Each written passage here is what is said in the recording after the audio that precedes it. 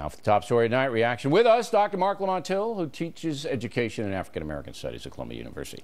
Not only did Mr. Jealous and the NAACP ignore the Black Panthers, but they ignored Jeremiah Wright, they ignored Louis Farrakhan, they ignore pretty much anything that isn't white-generated alleged racism. Am I wrong here? Yeah, you're absolutely wrong. Okay, I mean, can you give me some examples of the three people that I've cited? All right, first of all, with Jeremiah Wright, they took a stance on Jeremiah Wright. What was that? You may not have agreed with the stance. Tell me what they the defended stance Jeremiah was. Wright. They defended him. Yeah, okay. they defended Jeremiah Wright. Goddamn America, and they defended him. That's not the statement that they defended. They defended his right to speak out. That's right. They also endorsed Okay, now let me President stop Obama. you. He's not. So the Tea Party don't have a right to speak out? They absolutely do. But you also have a right to say that we want you to expel racists from your organization. The Tea Party doesn't have to do it, but they certainly have. We have a okay, right but to I'm not getting this. I'm not getting this. The NAACP wants the Tea Party to expel racists, but or to at least denounce it. But they stand up for Jeremiah Wright's First Amendment right to say what he said. Don't they want the Trinity Church to expel Jeremiah Wright? It's not a First Amendment issue. Wait. No one is NAACP challenging the Tea Party's right to say or believe what they want. No.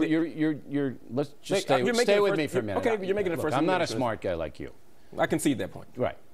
Did the NAACP call for the Trinity Church to expel Jeremiah Wright? No. Okay. But they did call for the Tea Party to expel racists in their ranks. Absolutely. Okay. You don't see any discrepancy there? That's only discrepancy if we both agree that Jeremiah Wright's a racist. Okay. So he's not?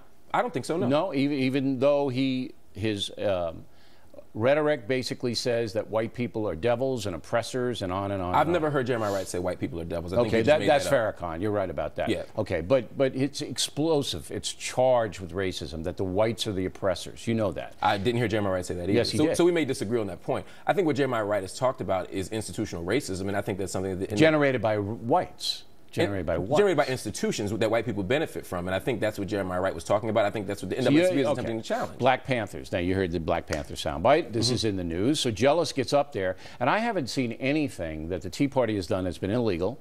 We couldn't find any of those signs. He didn't say it was illegal. No, he referred to two signs. Lynch President Obama, lynch Attorney General Holder. We can't find any reportage in the United States that those signs even exist. I can tell you as someone who's been to several Tea Party rallies. No, but stick on those signs. Well, no, I'm where are they? Well, I can't speak to those two specific signs. But he made a big deal out of it. The president of the NAACP pointed to those signs to prove his case that the Tea Party people are racist, and they don't exist. But a strong case can be made that there's racism in the Tea Party movement, and I don't think that anyone... Strong case can be made that there's racism in the NAACP. Then challenge it. No one's saying you don't have a right to challenge it. But I'm saying there's racism in every organization. Columbia University has it. You're absolutely right. And if I were to make a list of priorities for the NAACP, the challenging the Tea Party racism wouldn't be number 1 or 2 or 3 for me. So why did they do it? But I do think it's... why did they do it? Because it is a significant thing to be done. One, it endangers the life of the president.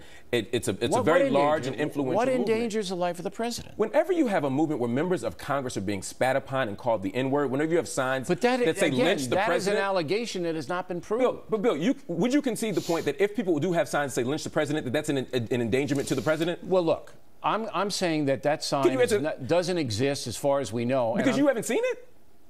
Yeah, because it hasn't been reported on. Nobody saw it. No, I have been.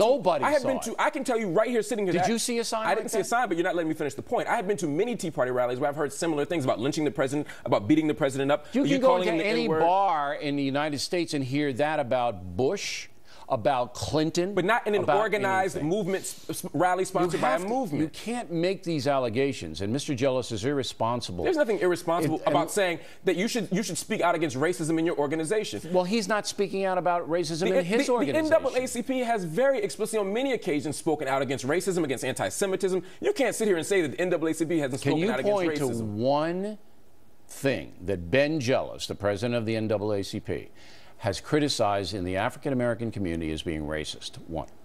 The job of the NAACP... Can you point to one thing that he has criticized in the African American community as racist? One. What I'm saying is... You can't. Well, you're not letting me finish the point. What you're saying is counterfactual. That very notion of racism itself is about institutional power. So to ask me to point out something... No, racism is individual bigotry and hatred, not institutional Then we power. disagree on definitions, so that's why I don't accept the terms of your question. Right, well, then you're wrong, because the Tea Party has no institutional power.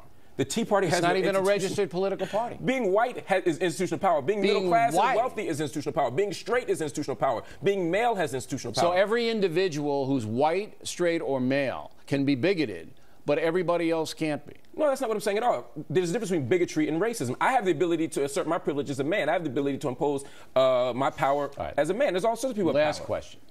Do you concede that this is a one-way street on NAACP? It's a one-way street. No, I think you have wildly unfair and unrealistic and to some extent patronizing expectations for the NAACP. Yeah, I want fairness. You're, is that no. You're essentially asking them to police other black organizations. You're asking a black advocacy organization to not advocate for black people, but instead to condemn other black organizations. I don't mind them advocating for black people, but I want them to be fair in doing it and honest. So if the point of the organization is to defend black people, why should they be out there beating up on the new Black Panther Party, even if you disagree with them? They get credibility if they're honest. That's ridiculous. You don't ask the Anti-Defamation League, you don't ask GLAAD, you don't ask any other organization to defend. I ask them all to be honest. To defend issues that are outside the scope of the organization. The NAACP is designed to protect people of color. If they're going to raise the racist flag, they need to do it universally, not selectively. I'll give you the last word. The NAACP is for the advancement of people of color. It's not.